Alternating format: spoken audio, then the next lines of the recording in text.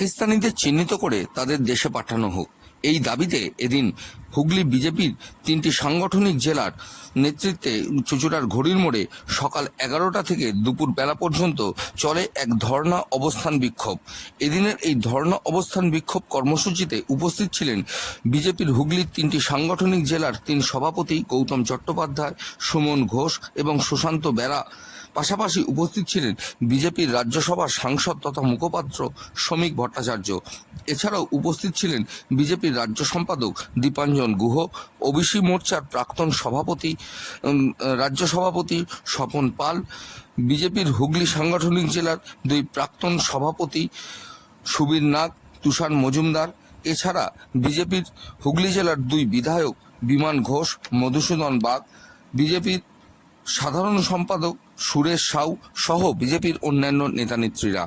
এদিন মঞ্চে বক্তব্য রাখার পাশাপাশি সাংবাদিকদের প্রশ্নের উত্তরে বিজেপির মুখপাত্র তথা রাজ্যসভার সাংসদ শ্রমিক ভট্টাচার্য বারংবার পাকিস্তান এবং বাংলাদেশের প্রসঙ্গ তুলে যেমন কড়া ভাষায় আক্রমণ করেন, ঠিক তেমনি অপরদিকে তিনি বলেন, আজকে মুখ্যমন্ত্রী যে বাংলায় মুখ্যমন্ত্রিত্ব করছেন বা কথা বলছেন, এটাও সম্পূর্ণ হুগলিরই ভূমিপুত্র শ্যামাপ্রসাদ মুখার্জির অবদান, যিনি ছিলেন পিওর ঘটি এবং মোহনবাগানের সমর্থক। পাশাপাশি এদিন পার্থ ভৌমিক এবং ব্রাত্য বসুর প্রসঙ্গ তুলেও তাদের এক হাত নিতে ছাড়েননি বিজেপির সাংসদ শ্রমিক ভট্টাচার্য। অন্যদিকে তিনি বলেন যে দীঘার জগন্নাথ মন্দির উদ্বোধনে দিলীপ ঘোষের প্রসঙ্গ বারংবার এমনভাবে সামনে আনা হচ্ছে যেন মনে হচ্ছে দিলীপ ঘোষই দীঘার জগন্নাথ মন্দিরের উদ্বোধন করেছেন। পাশাপাশি শ্রমিকবাবু আরও কি বলছেন আমরা শুনে নেব। আজকে যে পরিস্থিতি তৈরি হয়েছে এর জন্য মুখ্যমন্ত্রী এবং তার দল দায়ী। মুখ্যমন্ত্রী যদি সেদিন হুমায়ুন কবিরের বক্তব্যের বিরোধিতা করতেন, মুখ্যমন্ত্রী যদি সিদ্দিকুল্লাহ চৌধুরী, ফিরহাদ হাকিমের অবস্থানের বিপরীতধর্মী কোনো কথা বলতেন কিংবা তাকে তিরস্কার করতেন, এমনকি মুখ্যমন্ত্রী নিজে যদি ঈদ উল ফিতরের মঞ্চ থেকে সেদিন গান্ধা ধর্মের বার্তা না দিতেন, আজকের ঔদ্ধত্য এই জায়গায় পৌঁছত না। আর বিজেপি সংকীর্ণ বিভাজনের রাজনীতি করে না। যেদিন হাওড়ায় ওই ডোমজুর পাঁচলায় দাঙ্গা হয়েছিল, বাগনানে মানুষের ঘর পুড়িয়ে দেওয়া হয়েছিল, গ্যাস সিলিন্ডার দিয়ে ব্লাস্ট করিয়ে দেওয়া হয়েছিল, সেদিন কিছু মানুষ প্রতিরোধ করেছিল। সেদিন মুখ্যমন্ত্রীর সঙ্গে সম্পর্কে যে কদর্য ভাষায় ওই মঞ্চ থেকে আওয়াজ উঠেছিল এবং যারা আক্রমণ করেছিল তার প্রতিবাদ কিন্তু বিজেপি করেছিল।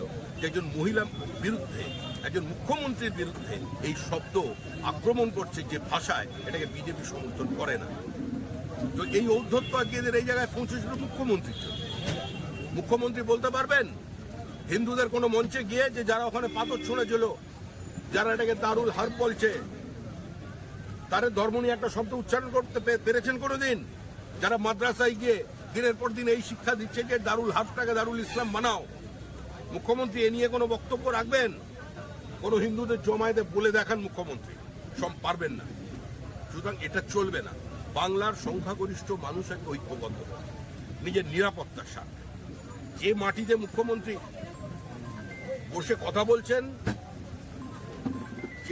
যেখানে রাজ্যের মুখ্যমন্ত্রী আছেন, সেটা হচ্ছে হুগলি জেলার ডক্টর শ্যামাপ্রসাদ মুখার্জির জন্য। ওপার বাংলার মানুষ ছিলেন না, একদম পিওর ঘটি মোহনবাগানের সাপোর্টার এই জেলার মানুষ। সেখানের মানুষের দাঁড়িয়ে তাদের জন্য আজকে পশ্চিমবঙ্গ আছে। আর মুখ্যমন্ত্রী সেটাকে পশ্চিম বাংলাদেশ বানাবেন কি পশ্চিম পাকিস্তান বানাবেন, সেটা তার ব্যাপার। বাংলার মানুষ এটা মানবে না। ব্রাত্য বসুরা বলছে যে উগ্র হিন্দুত্ববাদের রাজনীতি করছেন বিজেপি এবং শুভেন্দু অধিকারী, বিদ্বেষ ছড়াচ্ছেন আপনারা। তার মানে শুভেন্দু অধিকারী নেতা? ওরা তো রাত্রিবেলা যখন ঘুমনোতে যায় তখন শুভেন্দু অধিকারীর নামে 1 গ্লাস জল খায়, মাঝরাত্রে আবার ওদের দুঃস্বপ্নে ঘুম ভেঙে যায়, আবার দুটো বাতাসা মুখে দিয়ে আরেক গ্লাস জল খেয়ে শুভেন্দু বলে ঘুমিয়ে পড়ে। সারাদিন এই ঘরের দুঃস্বপ্ন দেখছে শুভেন্দু। উগ্র হিন্দুত্ববাদ বলে কিছু হয়? হিন্দুত্ব কোনো বাদ নয়, হিন্দুত্ব একটা ওয়ে অফ লাইফ। হিন্দুত্ব মনে হচ্ছে বহুত্ববাদ, যত মত তত পথ, একম সদ্বিপ্রা বহুধা বদন্তি, এটাই হিন্দু। তার জন্য তো একটা মাটি দরকার। কোথায় ছিল ব্রাত্য বসুর বাড়ি? খোঁজ নিন, জিজ্ঞাসা করুন। আর পার্থ মুখে জিজ্ঞেস করুন কোথায় ওর বাড়ি ছিল। ব্রাত্যটা তো জানি আমি, পার্থটা বলতে পারবো না। জিজ্ঞেস করে দেখুন না বাড়িটা কোথায় ছিল। তো ওখানে চললো না, ওখানে ওখানে অনেক নাট্যশালা ছিল প্রাক্তন পরিবারের, কত কি ছিল। গল্প তো সব এপারে এসে বলে আমাদের অত নারকল গাছ আসিল, পুকুরে রুই কাতলা ঘোরাফেরা করতো, নাকে আবার সোনার নোলক পড়া, ছেড়ে এলো কেন? ওখানে টুইঙ্কেল টুইঙ্কেল করতে পারেনি, ভ্রাত্যজনের রুদ্ধ সঙ্গীত ওখানে করতে পারেনি, ওখানে সিনেমার মতো হয়নি, ওখানে বোমা ফাটাতে পারেনি। এই রাজ্যে কেন জিজ্ঞাসা করুন। শুভেন্দু অধিকারী বলেছে কোনো মসজিদে গিয়ে পাথর মারতে? কোনো হিন্দুর কাছে শুভেন্দু অধিকারী গিয়ে বলেছে যে তোমরা ওর বাড়িতে আগুন লাগাও, মুসলমান দেখলে তার দোকানে আগুন লাগাও, দাড়ি কেটে দাও, সব কথা বলেছে শুভেন্দু? কাউকে বলেছে যে মুসলমান যারা আছে নিয়ে ওদের ধর্মান্তরিত করো, পরাবর্তন ঘরবসি করে হিন্দু বানিয়ে নাও? এই কথা বলেছে শুভেন্দু অধিকারী? প্রাত্য দাঁড়িয়ে পরিষ্কার বলুক, প্রাত্যবাবু এবং পার্থভৌমিক দাঁড়িয়ে বলুন, প্রকাশ্যে মানুষের সামনে দাঁড়িয়ে বলুন যে হুমায়ুন কবির যে কথা বলেছে ওটা অন্যায়, তার জন্য ক্ষমা চাইছি। বলুন যে ফিরাদ হাকিম যে দাওয়াতে ইসলামের কথা বলেছে তার জন্য ক্ষমা চাইছি। এটা বলুন মানুষের সামনে দাঁড়িয়ে যে এখন জন্ম নিয়ন্ত্রণ চাই। জন্ম নিয়ন্ত্রণ সরকারের ফ্ল্যাগশিপ প্রজেক্ট। জন্ম নিয়ন্ত্রণ করতে গিয়ে, প্রচার করতে গিয়ে আমাদের খুন হয়েছিলেন অনিতা দেওয়ান, ধর্ষিতা এবং খুন হয়েছিলেন 51 বছর বয়সের একজন ডাক্তার বাম জমানায়। অনেক আন্দোলন করেছিলেন কংগ্রেস, তখনও বসে অন্য দলে ছিলেন। সে আমি আর পুরনো ইতিহাস তুলতে চাই। কি হয়েছিল বলুন? সিদ্দিকুল্লাহ চৌধুরী বিধানসভার মধ্যে দাঁড়িয়ে হাম দো হামারা ছে বলে দিল। বলুন মানি না এটা? পার্থভূমি তো উত্তর 24 পরগনার দায়িত্বে আছে। বলুন না যে বহু এমন এলাকা আছে যেখানে ওরাল কন্ট্রাসেপটিভ বিক্রি করতে গেলে সেখানে হামলা হয়, দোকান ভাঙচুর করে দেওয়া হয়। কেন লাইগেশন ক্যাম্প করা যায় না? পার্থভূমির দায়িত্ব নিয়ে করান। মহিলাদের স্বার্থে, মহিলাদের সুরক্ষার স্বার্থে, স্বাস্থ্যের স্বার্থে করান লাইগেশন ক্যাম্প, করিয়ে তারপর বলুন। এতদিন হয়ে গেল, 14-15 দিন হয়ে গেল, জঙ্গিরা কেউ ধরাও করলো না, ঠিক ধরা পড়ে। আরে জঙ্গি তো ছাড়বো কার মতো? শুধু জঙ্গি মারলে হবে না, যারা জঙ্গি পাঠাচ্ছে আর যে মানসিকতার জন্য জঙ্গি তৈরি হচ্ছে সেটাকে মারতে হবে, সেটার চেষ্টা চলেছে। আজ ওই যে বিএসএফ জওয়ান যে ওখানে আটক রয়েছে পাকিস্তানে, দেখুন আমি একজন হোম স্ট্যান্ডিং কমিটির মেম্বার। আমার সঙ্গে সেই সূত্রেই হোক বা একটি সাংসদ হিসেবে আমি 3 বার এক পর্যন্ত বিএসএফ প্রধানের সঙ্গে কথা বলেছি। আমি এখানে শুরু বললাম যে তারা বলছেন যে সুস্থ আছেন, সুরক্ষিত আছেন এবং ভালো আছেন, তার উপরে কোনো শারীরিক নির্যাতন চলছে না, এবং এটা সম্পূর্ণ কূটনৈতিক বিষয়, স্নায়ুযুদ্ধ চলেছে, পরিস্থিতি সকলের জানা অত্যন্ত স্পর্শকাতর। এটা নিয়ে আমার এরপরে আর আমি কিছু জানলেও আপনাদের বলতে পারছি। তাহলে তো একজন ধরা ওদের হাতে, একজন আমাদের হাতে, বলছি দাদা, আপনি বললেন যে দীঘায় জগন্নাথ মন্দিরে জগন্নাথ নিজে এসেছেন সমুদ্রে ফেলার জন্য মমতা বন্দ্যোপাধ্যায়কে বিসর্জন। আমরা চেয়েছিলাম বাবুঘাটে, এখন জগন্নাথ দেবের ইচ্ছা নীতিগায় বঙ্গোপসাগরে ফেলবেন। আমরা কি সেই সন্দেশ কি পৌঁছে দিলেন দিলীপ ঘোষ সেখানে? আমার তো চারিদিকে থেকে মনে হচ্ছিল দিলীপ ঘোষই যেন উদ্বোধন করেছে। কিন্তু কালকেও বললাম চারিদিকে এত দিলীপ ঘোষ চলছে, আর আমাকে এত লোক প্রশ্ন করে মনে হলো দিলীপ ঘোষই যেন জগন্নাথ মন্দির উদ্বোধন করেছেন, মমতা ব্যানার্জি সাইড হয়ে গেছে। দিলীপ ঘোষ সম্বন্ধে একটু সুর নরম তৃণমূলের, এখন দিলীপ ঘোষ সম্পর্কে মানে যতটা শুভেন্দু, আমি তো জানি একটা হিট সিনেমা ছিল এককালে, নরম গরম, এটাই আমি জানি। বিজেপি নরম গরমের মধ্যে নেই, আমাদের পথ এক মত এক। আমাদের লক্ষ্য 2026 সালের আগে তৃণমূল কংগ্রেসের বিসর্জন হবে, ভাঙচুর হবে। কলকাতার এই যে প্রগতিশীল বুদ্ধিজীবী যেগুলো মোমবাতি নিয়ে বেরোয় দিল্লিতে চলে যায় আন্দোলন করতে, এইসব সিলেক্টিভ প্রোটেস্টার, ওদের এখন ইন্টারভিউ নিচ্ছেন না কেন আপনারা? কোথায় ওরা? আমি কারোর নাম বলছি না, চুপ কেন? যে ঘটনা ঘটলো বিধাননগরে, একজন তো প্রতিবাদ করেননি, বেরিয়েছে। নাট্যকার আছে, কবি আছে, সাহিত্যকার আছে, বাড়ি তো ছিল সব ওপারে। ওপারে তো একটা ধাক্কা দিয়ে বাড়িয়ে দিয়েছে এখানে, যে যা এখানে তোর ওইসব চলবে না। এপারে এসে যত ধর্মনিরপেক্ষতার বলি, আর কোনো প্রতিবাদ নেই। প্রবীর ঘোষালের রিপোর্ট, সংবাদ 24। বিগত বোর্ড মিটিংয়ে আশ্বাস দেওয়া হলেও তাদের মজুরি বাড়ানো হয়নি। মজুরি বৃদ্ধির দাবিতে এদিন পৌর প্রধানের ঘরের সামনে অবস্থান বিক্ষোভ করেন অস্থায়ী পৌর মজদুর ও কর্মচারী সংগঠনের নেতাকর্মীরা এবং সদস্যরা। এদিন পৌরপ্রধানের ঘরের সামনে তারা দাবি তোলেন তাদের মজুরি বৃদ্ধির। পরে পৌরপ্রধান বিষয়টি ভেবে দেখার আশ্বাস দিলে এবং পরবর্তী বোর্ড মিটিংয়ে বিষয়টি নিয়ে আলোচনা করা হবে আশ্বাস দিলে তারা অবস্থান বিক্ষোভ তুলে নেন। কি বলছেন এ বিষয়ে অস্থায়ী পৌর মজদুর এবং কর্মচারী সংগঠনের নেতৃত্ব এবং হুগলি চুঁচুড়া পৌরসভার পৌরপ্রধান অমিত রায় আমরা শুনে নেব। আমরা বিগত ফেব্রুয়ারি মাসে মজুরি বৃদ্ধির জন্য আবেদন করেছিলাম। সেই সময় আমাদেরকে বলা হয়েছে এই সময় অস্থায়ী কর্মচারীদের প্রশাসনের নির্দেশে ফিজিক্যাল ভেরিফিকেশন হচ্ছে। সেই ফিজিক্যাল ভেরিফিকেশনের নির্দিষ্ট টাইম পেরিয়ে গেছে, তারপর আবার তাদের টাইম বৃদ্ধি করা হয়েছে। তারপরও আমরা জানতে পারছি প্রায় 80 থেকে 100 জন শ্রমিক যারা ফিজিক্যাল ভেরিফিকেশনে আসেনি। অর্থাৎ এটা ধরে নিতে হবে যারা আসেনি তার মানে তারা ভুতুরে কর্মচারী। তাহলে 2 মাস ধরে সেই সমস্ত অস্থায়ী কর্মচারীদের বেতন দিতে পৌরসভার প্রতি মাসে 7.5 লক্ষ টাকা ব্যয় হচ্ছে। তাহলে এই 7.5 লক্ষ টাকা ব্যয় করে কেন ভুতুরে কর্মচারী পোষা হচ্ছে, এর জবাব আমরা চাইছি। এবং এই পৌর বোর্ড গঠন হওয়ার পর কোনো অস্থায়ী কর্মচারীদের বেতন বৃদ্ধি হয়নি। অবিলম্বে 100 টাকা দৈনিক মজুরি সমস্ত অস্থায়ী পৌর মজদুর কর্মচারীদের বেতন বৃদ্ধি করতে হবে। এই দাবিতে আমরা আজকে চেয়ারম্যানের ঘরের সামনে বসে আছি। দাবি করেছে যেহেতু রাজ্য সরকার ডিএ বেড়েছে, তা আমরা বলেছি যে রাজ্যের এতগুলো পৌরসভা আছে, আপনারা খোঁজ নিয়ে দেখুন কটা পৌরসভায় রাজ্য সরকার ডিএ বাড়ার পর মায়না বেড়েছে। আর আমাদের পৌরসভায় কোনো মিল ফ্যাক্টরি নেই, কোনো রেলের কোনো কিছু নেই। আমাদের অর্থনৈতিক অবস্থা খুব সংকটজনক এবং একমাত্র পৌরসভাগুলোতেই এইসব ক্যাজুয়াল লেবার দেওয়া, সবচেয়ে বেশি ক্যাজুয়াল লেবার আমাদের 2200 ওপরে ক্যাজুয়াল লেবার। তা সেই ক্যাজুয়াল লেবার বহন করতে হচ্ছে। কী কারণে ঢুকেছে, কারা ঢুকিয়েছে, আমি আমার টার্মে কোনো নতুন করে কোনো লোক নিয়োগ করিনি, সেটা বহন করতে হচ্ছে। তা অর্থনৈতিক অবস্থা সচ্ছল না হলে মায়না দেবার ব্যবস্থা, তারপর তো মায়না বাড়াবার প্রশ্ন। কোনো জায়গাতে যেখানে সচ্ছল অবস্থা সেখানেও মায়না বাড়ানো, তা সেই দাবিতে এরা করেছে। আমরা বলেছি যে আমরা আয় বাড়াবার চেষ্টা করছি, আলোচনা করছি। চুঁচুড়া বিধানসভা সুগন্ধা অঞ্চল কংগ্রেসের পক্ষ থেকে কাশ্মীরের নিহত পর্যটকদের পাশাপাশি জঙ্গিদের গুলিতে নিহত ভারতীয় জওয়ান ঝন্টু আলী শেখের স্মৃতির উদ্দেশ্যে শ্রদ্ধা জানাতে অমরপুরের দলীয় কার্যালয় থেকে গোটু বাজার পর্যন্ত এক মোমবাতি সহযোগে মৌন মিছিল করেন কংগ্রেস কর্মীরা। কি বলছেন এ বিষয়ে কংগ্রেস নেতৃত্ব আমরা শুনে নেব। এই ঘটনায় শুধু শোকে মুহ্যমান তা নয়, সারা দেশ এই ঘটনায় অত্যন্ত ক্রুদ্ধ। আমরা তারই প্রতিবাদে সারা দেশ জুড়েই সর্বত্রই মিটিং, মিছিল, প্রতিবাদ, মৌন মিছিল হচ্ছে।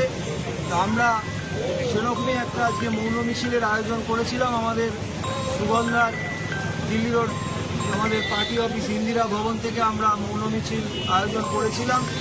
আমরা এই সিধু-কানু মূর্তির শেষে এই মিছিল সমাপ্ত করেছি। আমরা এই মুহূর্তে শহীদ পর্যটকদের প্রতি এবং তার সঙ্গে একই সঙ্গে একজন জওয়ান ঝন্টু আলী শেখ, আমাদের নদিয়ার চাপড়ার বাড়ি, সেও আপনার সীমান্তে প্রাণ দিয়েছে। গত 22শে এপ্রিল কাশ্মীরের পহেলগাঁওতে পর্যটকদের উপর জঙ্গিদের নির্বিচারে গুলি চালানোর প্রতিবাদ জানিয়ে সরব হয়েছে সবাই। পাশাপাশি দেশের তরফ থেকে জানানো হয়েছে যে সমস্ত পাকিস্তানি নাগরিক এখনো পর্যন্ত ভারতবর্ষে রয়েছেন তারা যেন অবিলম্বে পাকিস্তানে ফিরে যান। আর এই ঘটনার পরেই হুগলির চন্দননগরের কুটিরমাঠ সংলগ্ন এলাকা থেকে পুলিশের হাতে গ্রেপ্তার হলেন এক পাক নাগরিক। জানা গেছে বছর 60-এর ফতিমা বিবি 1980 সালে তার বাবার সাথে ট্যুরিস্ট ভিসায় এদেশে আসেন এবং পুলিশের স্পেশাল ব্রাঞ্চের খাতায় এদেশে আসার 1 বছর পর থেকেই তিনি নিখোঁজ। 1982 সালে কুটিরমাঠের এলাকারই এক বেকারি ব্যবসায়ীর সঙ্গে তিনি বিবাহ বন্ধনে আবদ্ধ হন। তাদের 2 কন্যা সন্তান রয়েছে, বর্তমানে তারাও বিবাহিত।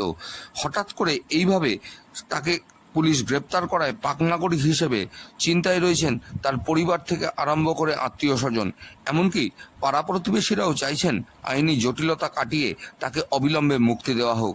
তার স্বামী এবং মেয়েদের দাবি তিনি বর্তমানে গুরুতর অসুস্থ এবং তার হাঁটুতে অপারেশন করতে হবে, তাই অবিলম্বে তাকে যাতে ছেড়ে দেওয়া হয়। কি বলছেন তার পরিবারের লোকেরা আমরা শুনবো। আধার কার্ডও আছে। হ্যাঁ, তাহলে বলছে নাগরিক না। তাহলে বলছি আপনি কিছু অন্য প্রয়ের লোক আছে বাড়িতে ছেড়ে দিই। আর ওনার অনেক অসুস্থ, ওনার পায়ে অপারেশন করতে বলেছে হাঁটুতে, আর কিছু নয়। আমরা রিজেন্ট ডাক্তার দেখিয়েছি, তাকে যেন ছেড়ে দেওয়া হয়, ব্যাস, আর কিছু নয়।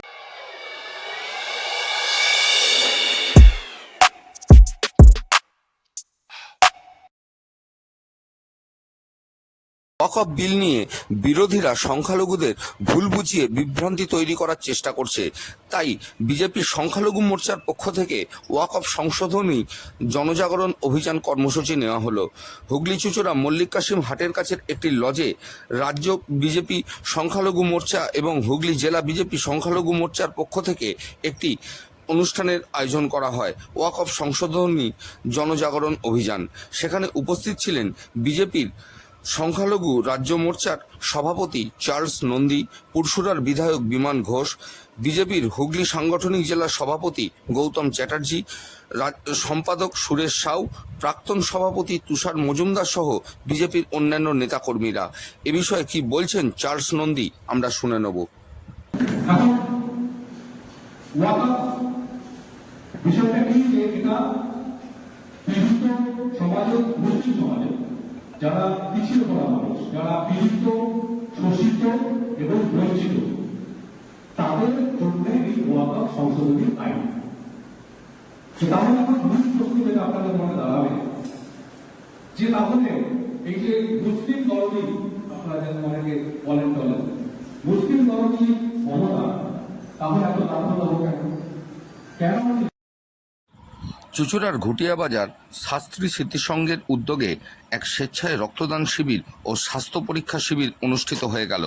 এই শিবিরে উপস্থিত ছিলেন 11 নম্বর ওয়ার্ডের কাউন্সিলর মৌসুমী বসু চ্যাটার্জি, বিশিষ্ট সমাজসেবী দেবব্রত বিশ্বাস সহ অন্যান্যরা। পরে এদিনের এই শিবির সম্পর্কে সমাজসেবী দেবব্রত বিশ্বাস কি বলছেন আমরা শুনে নেব। সাংস্কৃতিক সঙ্গে মেম্বারদের আমি ধন্যবাদ জানাই। এখানে রোমাদি আছে, আমার ভাইরা রয়েছে এবং আমার দিদিরা রয়েছে। তার স্মৃতিসংঘের উদ্যোগে এখানে মাসি সমাজসেবী সংগঠনের মূল উদ্যোক্তা আশিস দাস সহযোগিতায় এখানে আজকে মেডিকেল ক্যাম্প এবং চক্ষু পরীক্ষা শিবির, স্বাস্থ্য পরীক্ষা শিবির, রক্তদান শিবিরের আয়োজন করা হয়েছে। খুব ভালো উদ্যোগ নিয়েছে শাস্ত্রী স্মৃতিসংঘ ছেলেরা এবং আশিস দ্বারা সবাই মিলে যৌথ প্রয়াসে এখানে আসতে পেরে নিজেকে খুব ভালো লাগছে। এবং যারা আজকে যারা রক্ত দিয়েছে, এই গরমে বিভিন্ন ব্লাড ব্যাঙ্কে রক্তের সংকট দেখা দেয়, সেই সময় যে রক্তের সংকট মেটাতে যে সমস্ত ভাই বোনেরা আমার রক্ত দিয়েছে তাদের আমি অশেষ কৃতজ্ঞতা জানাই, প্রণাম জানাই, ভালোবাসা জানাই। এত সুন্দর প্রোগ্রামটায় তারা সহযোগিতা থাকবে। প্রবীর ঘোষালের রিপোর্ট, সংবাদ 24। চুঁচুড়া ঘড়ির মোড়ের চুঁচুড়া চার্চের 200 বছর পূর্তি উদযাপন উপলক্ষে অনুষ্ঠিত হয়ে গেল এক স্বেচ্ছায় রক্তদান শিবির। এই রক্তদান শিবিরে উপস্থিত ছিলেন চুঁচুড়ার বিধায়ক অসিত মজুমদার, সপ্তগ্রামের বিধায়ক তপন দাশগুপ্ত, হুগলি চুঁচুড়া পৌরসভার পৌরপ্রধান অমিত রায়, বিশিষ্ট সমাজসেবী মির্জা সানোয়ার আলী সহ অন্যান্যরা। এদিনের এই অনুষ্ঠান সম্পর্কে চার্চের ফাদার সেবাস্টিয়ান হাঁসদা কি বলছেন আমরা শুনব। পাশাপাশি শুনে নেব হুগলি চুঁচুড়া পৌরসভার পৌরপ্রধান অমিত রায় এবং সপ্তগ্রামের বিধায়ক তপন দাশগুপ্ত কি বলছেন। 200 বছর উদযাপন উপলক্ষে আমাদের চার্চের যে কমিটি, আমরা চিন্তা ভাবনা করলাম যে আমরা কীভাবে উদযাপন করব। তো আমরা দেখেছি যে আজকের যে পরিস্থিতিতে আমাদের যে রক্তদানের বিষয়টি খুব গুরুত্বপূর্ণ।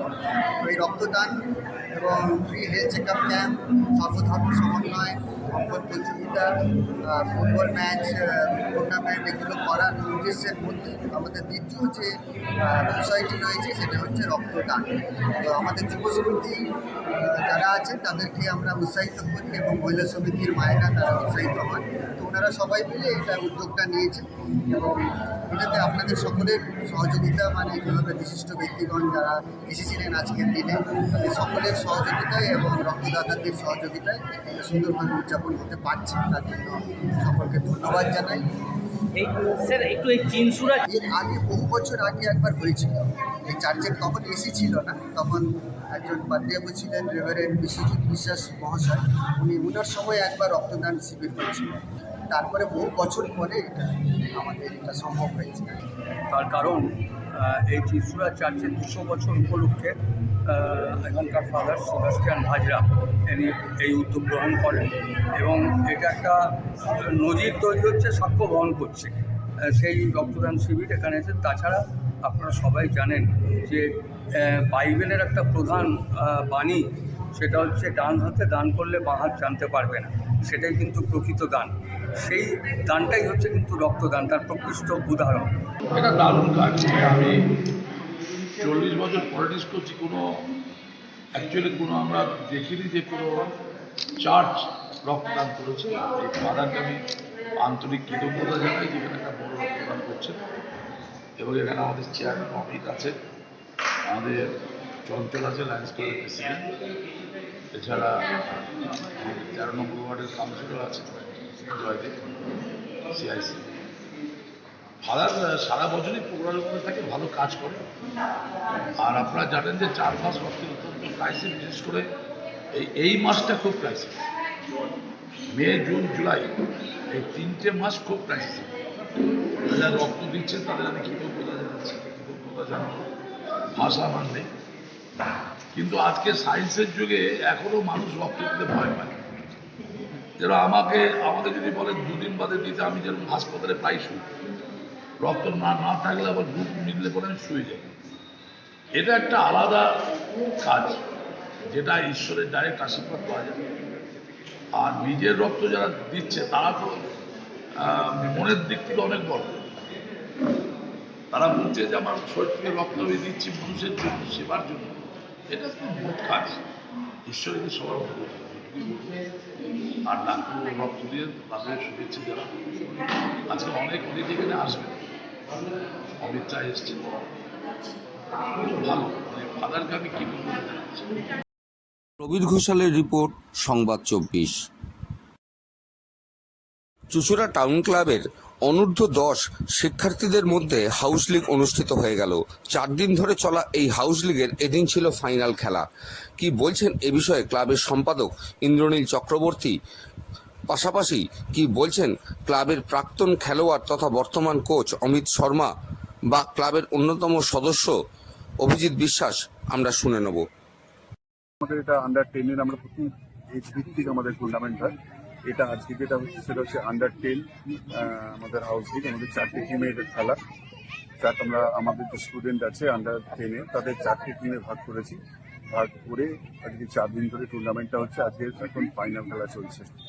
দেখুন, আমাদের একটাই বক্তব্য, মানে খেলা আছে, কিন্তু খেলা যে স্পোর্টিং ওয়েতে খেলা যাবে বা সেরকম ভালো ছেলেরা কোথায় হারিয়ে যাচ্ছে, আমরা সেটাই চেষ্টা করছি। আমরা যেহেতু আমার লাইফ আর মোবাইল লাইফ আমরা ক্রিকেট থেকেই সবকিছু পেয়েছি, সেই জন্য ওই জিনিসটা মাঠকে আবার ফিরিয়ে দেওয়ার জন্য সেই জন্য ওই টাইমটা দিই আমরা, যে এইখান থেকে কিছু ছেলে বেরোক বা ইয়ে করুক। সেই জন্যই আমরা লেগে আছি। লাস্ট 10 বছর ধরে আমি লেগে আছি। 10টা ছেলের থেকে 350-400 ছেলে এখন হয়ে গেছে। তো চেষ্টা করি প্রত্যেক বছরই যে একটা কম্পিটিশন ম্যাচ কতটা দিতে পারি এদের জন্য, এটাই লেগে আছি। দেখি কতদূর সফলতা পাবো, দেখা যাক। কি নাম আপনার? আমার নাম অমিত শর্মা। আমরা স্কুলে যেতাম আর কি, তখন থেকে আমরা টাউন ক্লাবে একটা মাত্র ক্লাব দেখতাম, যে একটা লাল রঙের ক্লাব, সেটা সত্যি দেখার মতো ক্লাব। ঠিক আছে, তো তখন থেকে সেই আমরা যখন প্রাইমারিতে পড়তাম তখন থেকে যে এই ক্লাবটা দেখতাম এবং তাকে দেখতাম, এবং তার সামনে যারা খেলতো তাদেরকে দেখলাম। খুব মানে একটা কিরকম একটা ফিলিংস আসতো আর কি। তারা মোটামুটি ভগবানের পর্যায়ে যারা খেলছে, আমরা তখন একদম ছোট এরকম আর কি। তো তখন থেকে আমরা দেখেছি সবাই বিখ্যাত সব নাম আছে।